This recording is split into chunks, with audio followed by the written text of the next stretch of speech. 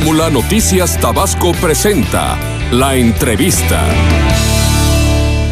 De visita en las instalaciones de Grupo Presente Multimedios tenemos la presencia de Octavio Romero Oropeza. Él es candidato a la alcaldía de Centro por parte de Morena. ¿Cómo está, Octavio? Bienvenido. Muchísimo gusto, muchas gracias. Muy contento. ¿Cómo estás, Octavio? Muy bien, muchas gracias por invitarme, con mucho gusto con ustedes. ¿Cómo va la campaña? Muy bien, muy intensa. Estamos caminando a diario, en la mañana, en la tarde. Cerramos con algunos mítines en la noche. Días como hoy, donde nos invitan en los medios de comunicación a alguna entrevista, pero prácticamente todo el día ocupados en esto. ¿Cómo estás percibiendo a la gente en este caminar? ¿Qué es lo que más percibes que les está afectando? Mucha simpatía de parte de la gente. La verdad es que Morena está convertido ya en un fenómeno social, porque a pesar de no tener más que 10 meses de edad como partido político, pues está en la expectativa de la gente, está en la esperanza de la gente.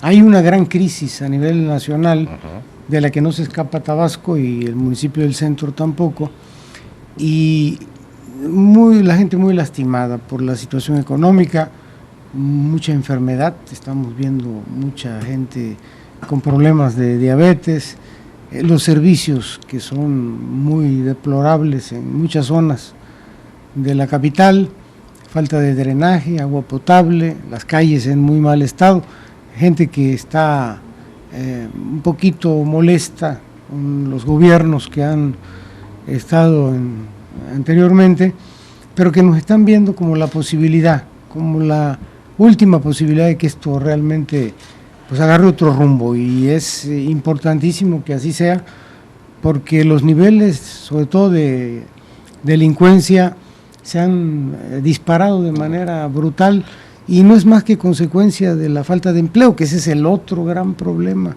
si no es que el principal problema por el que atravesamos, de manera que pues eso es el reto que tenemos enfrente.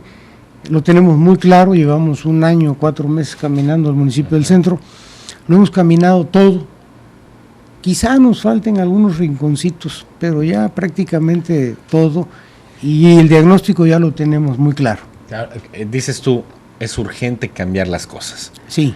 El panorama todos lo percibimos, sí, y lo vemos a diario, pero ¿cómo? ¿Cuál es la fórmula? Hay una fórmula para emplear. Hay una fórmula que ya empleamos en la Ciudad de México. Yo tuve el honor, la fortuna de ser parte del gobierno del licenciado López Obrador, cuando él fue jefe de gobierno en la Ciudad de México, y allá se utilizó una fórmula que yo creo que es muy eficaz y que la pensamos replicar aquí. No se trata de inventar el hilo negro ni el agua tibia, ya están inventados. El método eficiente de gobernar lo diseñó Andrés Manuel en México, y se basa fundamentalmente en 2 pilares: la austeridad republicana y el combate a la corrupción. Sobre esos 2 grandes pilares se sustenta todo lo demás, que tiene que ver con un muy buen diagnóstico de las cosas, preseleccionar entre cientos de problemas, que los hay, se cuentan por decenas, centenas de problemas, determinar cuáles son los que en realidad afectan a la mayor parte de la población y abocarse a ellos, sin que esto signifique que no se vaya a trabajar en los demás. Pero digamos que de manera concreta, en el municipio del Centro hay que abocarse a que haya drenaje para todos los habitantes del municipio del Centro, que haya agua potable de calidad para todos los habitantes del municipio del Centro, y la pavimentación de caminos, carreteras, calles de todo el municipio. Son, digamos, que en servicios, eso es lo que más le duele al... ¿Iluminación? Sí. Es que eso va de la mano con la inseguridad. Va de la mano con la reparación de la pavimentación de las calles. Y luego tenemos el gran problema de la pobreza. Yo nunca había visto a Tabasco en una situación de pobreza como la que hoy se vive. Estamos en unos niveles de pobreza, de hambre. Sí, de hambre. Tabasco siempre han habido pobres, pero no había habido hambre. Eso sí, esa es la parte que yo te iba a recalcar. recientemente acaban de subir fotos que están circulando, bueno, y más en campañas políticas, de la pobreza en 1930, 1940, 1950, sigue la misma, pero no había hambre. Sí, es la gran diferencia. La gente considera un estatus de vivir en humildad y sencillez, que no es el hambre precisamente, pero ya hay hambre. Sí, lamentablemente yo recuerdo, bueno, y tú también, tú no, porque tú eres más joven que nosotros. Sí, mucho más chamaca que nosotros, Sí, Octavio, una niñita. Le llevamos como 40 años, ¿verdad? Más o menos. Pero yo recuerdo cuando era muchacho, joven, las casas de la gente humilde, de seto, de piso de tierra, Ajá. pero nunca faltaba el qué comer, siempre tenían, cuando no era la iguana, Pues ya Era muy la gallinita. el pochitoque, la icotea, el guau, la mojarra, el peje lagarto, el bobo, Y el era el árbol de plátano, mango, el mango, la naranja, el Ey. limón, la gallina, el pollo, Y los ahora huevos. eso ya no. Todo eso se ha venido perdiendo. Hoy encontramos situaciones, nos hemos encontrado con casas habitación de seto también y de piso de tierra, donde hay una señora de 75 años con un pie amputado, con una pierna amputada, ciega, y a la 1 de la tarde comiendo una tortilla. A esos niveles hemos llegado de hambre, de verdadera pobreza extrema, como se le llama actualmente, y sobre eso vamos también a trabajar. Estamos pensando en que los sectores que están más vulnerados, los más vulnerables, los adultos mayores, las jefas de familia, hay un dato que yo no sé si ustedes lo conozcan, pero es importantísimo. El 35% de los hogares en el municipio de Centro están encabezados por una mujer. No hay cabeza, Hombre. no hay hombre.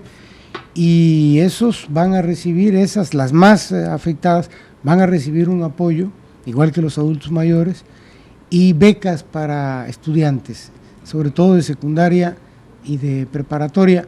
Partimos de la idea de que 1000 veces mejor un niño en la escuela y no en la calle sujeto a la delincuencia, a las mañas, a las drogas, al vicio. En ese sentido vamos a encauzar la política social. Y viene la otra parte que tiene que ver con el fomento económico. Y ahí vamos a ser muy claros. Tabasco tiene vocación agropecuaria, el centro también. Vamos a tener apoyos para el campo, la agricultura, la ganadería, la piscicultura, la economía de traspatio, sobre todo en las comunidades. Esto con la idea de que la gente ya no siga viniendo de las comunidades a la ciudad.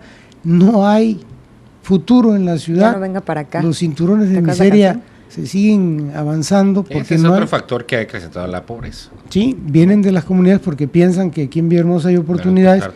No las hay, esa es la realidad, y se dedican a limpiar parabrisas en los semáforos y a sobrevivir y a delinquir en muchas ocasiones. Sí. De manera que, ¿qué estamos pensando ahí? Bueno, pues fortalecer la agricultura, que la gente se arraigue más en las comunidades, y aquí en Villahermosa necesitamos, en la medida de lo posible, estimular la creación de empleos. No es mucho el margen de acción que tenemos, pero sí en lo que se pueda, digamos, todo aquel que desee instalar un comercio, una fábrica, una tienda, construir edificios, casas, les vamos a facilitar la vida. No solamente no les vamos a poner trabas, sino que todo lo que esté parte del municipio para facilitarle que comience ya. Casi decirles, ¿quieres construir? Está resuelto tu problema de uso de suelo, de impacto ambiental, de impacto vial, y vas a construir un edificio, hoy mismo te damos el permiso. La única condición que les vamos a poner es de que contrate de preferencia trabajadores tabasqueños del municipio del centro, porque también hemos visto eso. Somos el primer lugar en desempleo, pero hay mucha gente de otros estados trabajando en Tabasco, y hay que darle preferencia a nuestro estado. En la parte de los empresarios, estás hablando de los trámites para abrir nuevos negocios, pero ¿cómo garantizar que no cierren negocios? Porque hoy en día el empresario está teniendo que lidiar con los impuestos, la reforma fiscal que está tremenda, el tema laboral, al final del camino el empresario, el dueño de un negocio es el que lleva la peor parte, el tema de la inseguridad, los asaltos, en fin.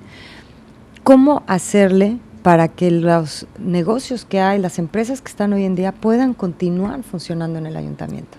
Por lo menos vamos a partir de la idea de que mucho ayuda el que no estorba. Hemos visto casos donde alguien está construyendo una pequeña barda afuera de su casa y llegan y le clausuran. Eso es terrible. Hay que darle toda la facilidad del mundo a quien tiene un negocio, a quien tiene un empleo, actuar como coadyuvantes de ellos, asesorarlos, evitar multas. Lo que se trata es de que no solo no cierren el negocio, sino que abran o que contraten a alguien más. Hay que actuar, y eso nosotros lo vivimos en la Ciudad de México, bajo la premisa de la confianza. Evitar trámites burocráticos, simplificar al máximo, poner en marcha, por ejemplo, la afirmativa ficta, esta que nos dice que un trámite debe durar 24 horas y que la autoridad tiene que contestar ese trámite en 24 horas, y de no hacerlo está autorizado automáticamente el trámite. Todo esto en la idea de facilitar las cosas y evitar la corrupción que se da en las ventanillas. Es decir, no es posible que para tramitar un acta de nacimiento, un acta de defunción, sea un verdadero calvario para el ciudadano. Entonces vamos a establecer un negocio. Sí, vamos a establecer tiempos muy cortos y la autoridad va a responder, y el que no responda, entonces ya es responsabilidad del servidor público, no del ciudadano. Esa afirmativa ficta dices, a ver, ¿cómo fortalecer esta otra parte? La parte de atracción de capitales, porque estás hablando de los trámites burocráticos y tenemos, bueno, cantidad de testimonios que indican que es engorroso abrir un negocio, que hay 20,000 impuestos que pagar, que esto ahuyenta a los capitales, y entonces estos elementos de repente volteas alrededor y en la misma región hay una competitividad impresionante del desarrollo urbano, y me refiero a las capitales de Veracruz, me refiero a municipios como Coatzacoalcos, me refiero a lugares como Ciudad del Carmen, como Campeche, la capital, como Yucatán y los demás municipios. Vamos, Champotón, oye, Champotón tiene un malecón que ya quisiera tener cualquier otro municipio, y es un municipio, es una cosita chiquititita, y tienen un malecón divino que nosotros no podemos ni siquiera tener, pero es por eso, porque no hay capitales, porque no hay inversión, porque se ahuyentan, por la tramitología y miles de factores más. ¿Qué traes ahí? Por la corrupción, por los malos gobiernos. No, bueno, es exactamente, tú acabas de hacer un diagnóstico muy preciso. Tabasco está al final de todas esas ciudades que tú mencionaste. 40 años atrás. Sí, todos han evolucionado, todos han crecido, y nosotros hemos ido en reversa. Bueno. Hace 30 años Tabasco era el estado con el mayor potencial del país, y en lugar de avanzar, retrocedimos. Por ejemplo, ahora que mencionabas el malecón, uno de nuestros compromisos es convertir al malecón en el lugar más hermoso de la ciudad de Villahermosa. Lo vamos a rescatar. El del Grijalva. El malecón, sí, va a ser algo bellísimo, y ya no hay una justificación para esa barda y ese pegote que hicieron ahí, que es espantoso y que es un antros y zona de vicio.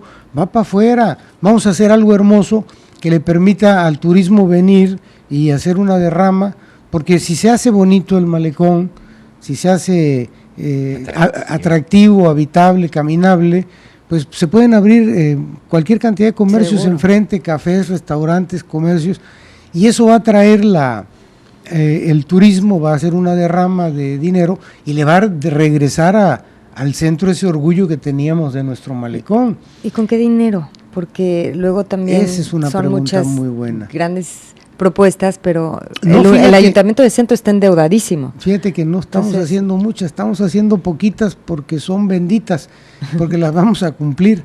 Pero el dinero el dinero tiene que salir, y eso ya está demostrado en el gobierno de la Ciudad de México, de la austeridad y del combate a la corrupción.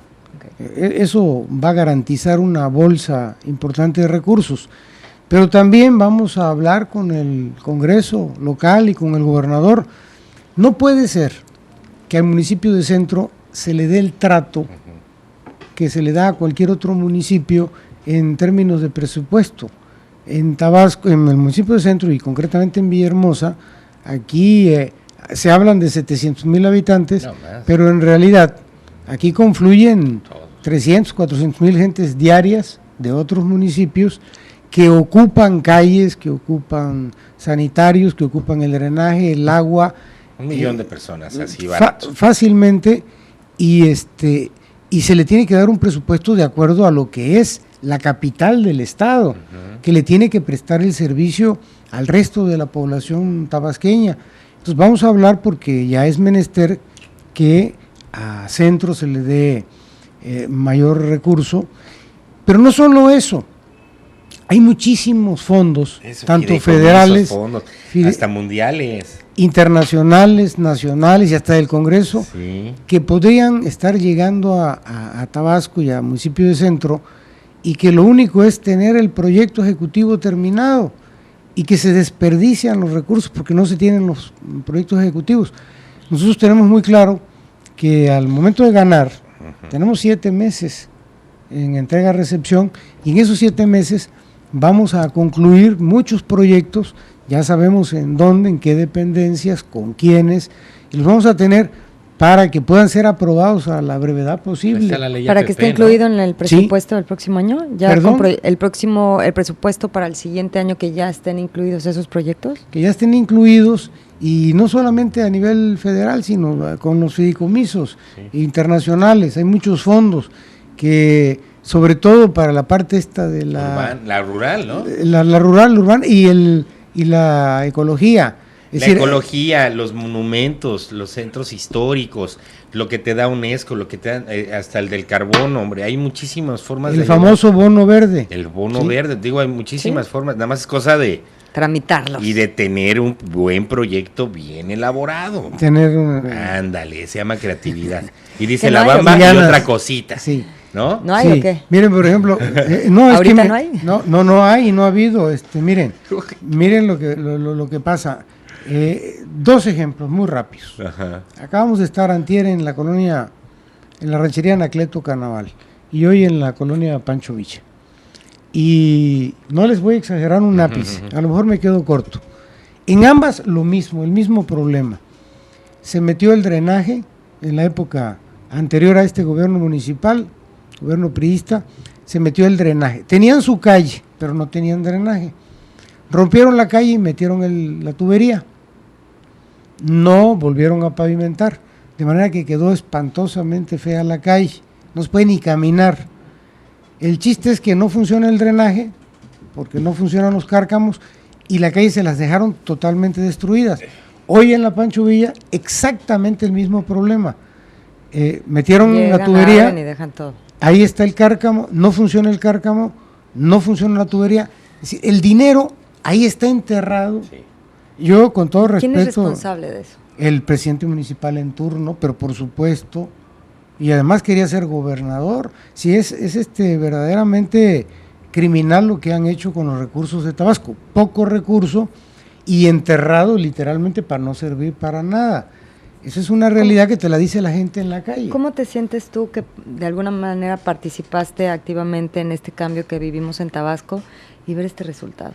Da mucha tristeza ver en qué condiciones estamos los tabasqueños, mucha gente sufriendo, y no se vale, no es justo que Tabasco, que es el estado más rico del país, no es broma, somos el estado más rico Los del mayores país yacimientos de gas, de petróleo, y de agua potable. agua potable. 33% del agua potable del país escurre por Tabasco.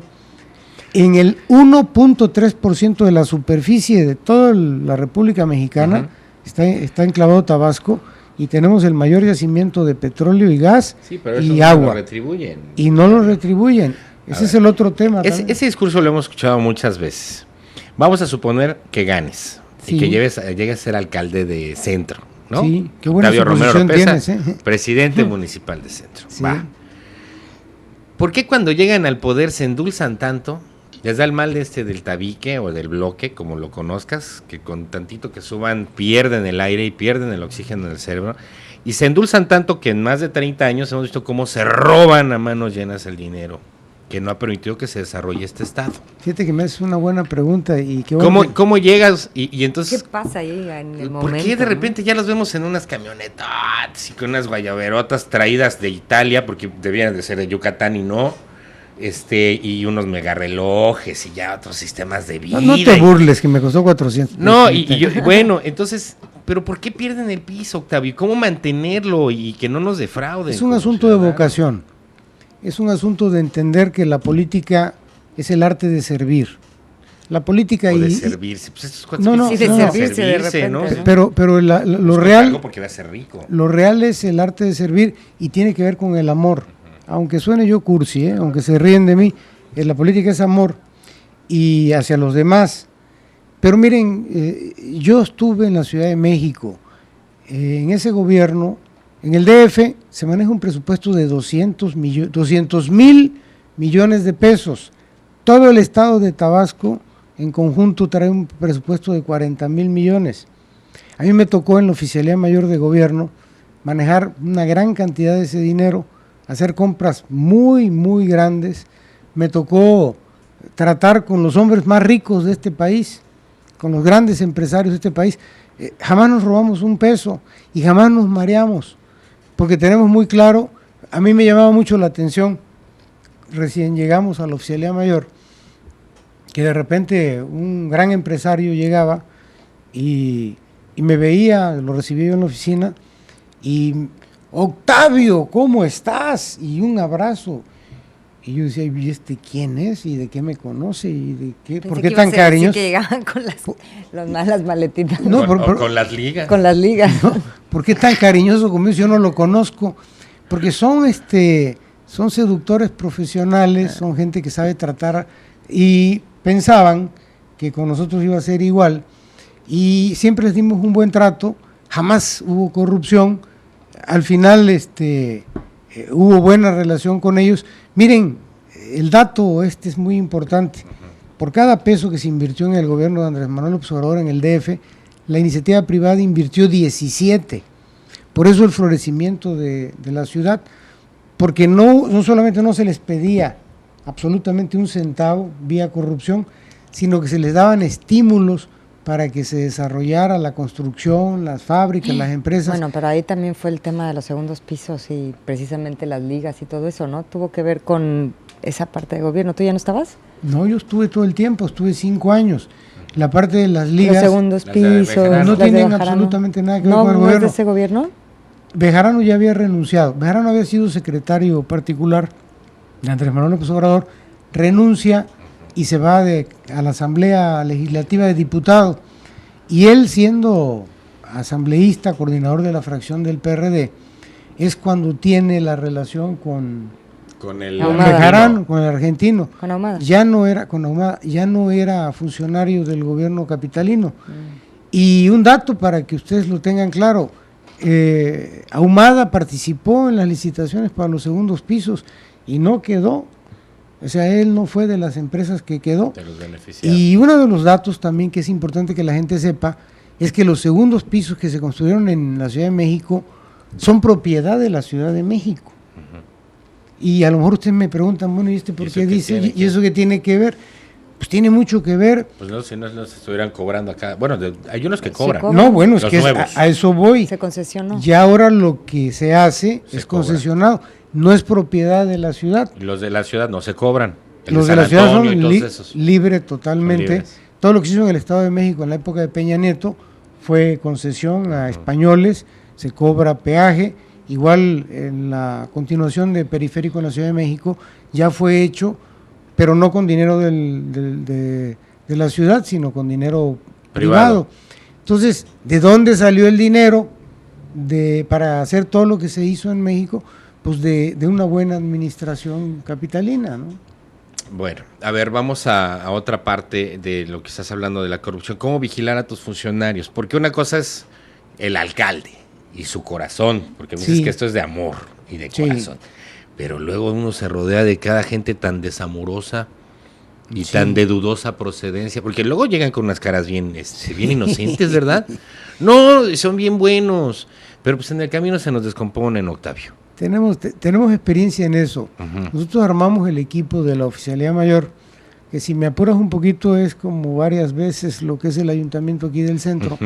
Ya le sabemos y eso que está infladito aquí el ayuntamiento del centro. Está infladito. Pero para que tengan ustedes una idea, la Oficialía Mayor maneja todos los recursos materiales y humanos de un gobierno. En el caso del DF habían 330,000 trabajadores, poquito más que los que hay aquí en Tabasco. La mitad de Villahermosa. Sí, la mitad del municipio del centro. Y armamos un equipo serio, de gente seria, a los que les mostramos con el ejemplo y con firmeza que íbamos por un proyecto de un gobierno distinto. Y aquí hemos hablado con la gente que nos va a acompañar y con los que son nuestros amigos, que en caso de que les toque estar con nosotros, en el momento de iniciar el gobierno, vamos a dejar de ser amigos y solo vamos a ser compañeros y servidores públicos. Y si alguien lo tomamos en un acto de corrupción, va a ser despedido, procesado penalmente y lo vamos a obligar a que devuelva el dinero. Pues también ya basta con esto de que se robaron el dinero, se les despide y adiós, y un regaño, una amonestación pública, o a lo mejor hasta se les mete a la cárcel, pero no devuelven el dinero. Tenemos casos, bueno, aquí muy recientes, donde ahí están los funcionarios en la cárcel, pero no han devuelto ni un centavo. Yo les garantizo a ustedes que si le preguntan al pueblo, oiga, ¿usted qué prefiere? ¿Que fulanito de tal esté en la cárcel o que devuelva el dinero? Les va a decir la gente, que devuelva el dinero, porque en la cárcel hasta los tenemos que sostener, o sea, nos cuestan y el dinero no lo devuelven nunca. ¿Y ya tiene usted más o menos cómo podría ser su equipo de funcionarios? Tengo retrato hablado, es decir, como el libro de Luis Espota, el retrato hablado. Es decir, ¿qué si quiero de un funcionario? Tiene que ser gente que tenga capacidad, que sean especialistas en el área que van a desarrollar y que sean honestos. Por ejemplo, en el Cabildo, nosotros invitamos a gente que consideramos gente que tiene prestigio. Por ejemplo, está el doctor Toño Medina, que es una gente muy conocida en Tabasco, en el municipio del centro, un hombre que nadie puede tachar de sinvergüenza, todo el mundo le tiene aprecio, afecto. Invitamos a la señora Gilda Díaz, una empresaria de muchos años, hotelera con mucho reconocimiento, a Socorro Asmitia, una señora joven que también tiene muchas ganas, muchos deseos de participar. Invitamos al doctor César Calderón, de la Clínica Guadalupe, y desde luego compañeros de Morena, que fueron seleccionados en asambleas distritales, pero ese es el perfil de gente que queremos. Y si ustedes me dicen a mí, oye, tú eres cuatísimo de la señora Gilda Díaz, no, la acabo de conocer. ¿Por qué la invitaste? Ah, porque me dijeron que la señora era una muy buena persona, tiene muy buena reputación, es muy trabajadora, es muy competente. Caramba, platiqué con ella, le planteé nuestro programa y afortunadamente aceptó. No la conocía, nunca había tratado con ella. A César Calderón lo conozco desde hace muchos años, tenía 20 y tantos que no lo veía, pero es un hombre que goza de prestigio. Lo mismo que Toño, Socorro. A Socorro la conozco porque hace muchos años yo hice campaña para la presidencia del centro, en 1997, ella era una chamaquita todavía, su papá fue candidato junto conmigo aquí en el centro, él era candidato a diputado local, y a ella le quedó el gusanito de la política y ahora se acercó con nosotros, y bueno, bienvenida. Es una mujer que también nadie puede decir, esta mujer es una persona incompetente o deshonesta. Ese es el tipo de gente. No ando buscando pandilla, no ando buscando grupos para, si así fuera, pues agarro a los cuates. Es mejor entre cuates y con los de la prepa y con los de la uni. Es más fácil así. Y hacemos el business. Empezando la campaña, diste a conocer unos números. Sí. Y que estabas arriba en las encuestas. ¿Cómo estás en este momento? ¿Hay alguna estrategia? porque digo, esa es una parte de la realidad, si no, pues como para qué le entran al juego o a qué le juegan. Sí, en política ya no se puede, y esa es una cosa que la gente en el país y en Tabasco ya debe entender. Ya la política cambió, ya no es como antes, ya no es el café, ya no es nada más el chisme, el rumor, el me dijeron, el se dice por ahí, el teléfono descompuesto. Aquí no es así.